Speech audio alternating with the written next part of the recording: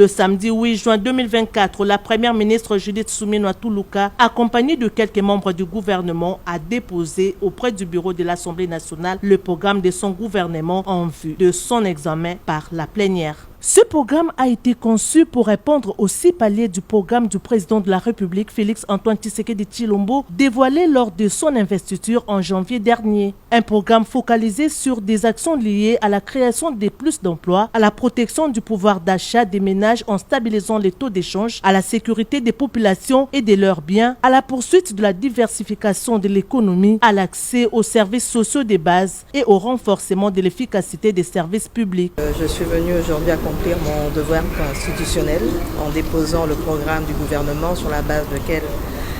ce gouvernement va être investi. Nous avons travaillé sur base de 6 engagements du chef de l'État tels qu'il les a libellés au moment de sa campagne électorale et au moment de son investiture. Donc dans nos priorités, il y a notamment la nécessité de créer plus d'emplois, la nécessité d'améliorer le pouvoir d'achat de la population congolaise, la nécessité en consolidant les acquis de la mandature passée,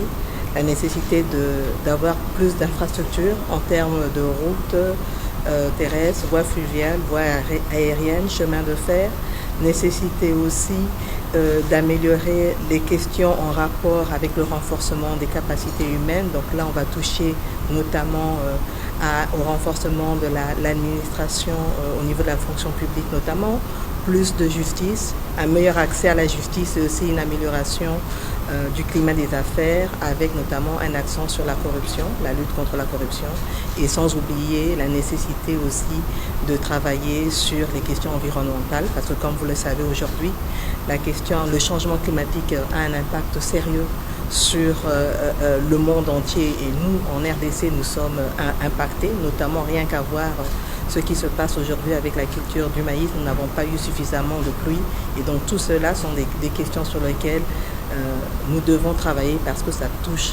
le quotidien de la population congolaise. Après concertation des regroupements politiques membres de l'Union sacrée de la nation par le bureau, l'heure est maintenant à la concrétisation des engagements pris par les différents regroupements pour donner les quitus au nouveau gouvernement. La plénière consacrée à l'audition du discours programme de ce gouvernement sera convoquée la semaine prochaine afin que les députés nationaux puissent analyser les objectifs prioritaires du gouvernement et apporter leur pierre à l'édifice. L'analyse et les débats des élus nationaux seront focalisés sur la représentativité territoriale sur toute l'étendue du pays dans les actions prévues par ce programme. Nommé sur ordonnance présidentielle le mercredi 29 mai 2024, le nouveau gouvernement de la République démocratique du Congo est en voie d'être investi par l'Assemblée nationale.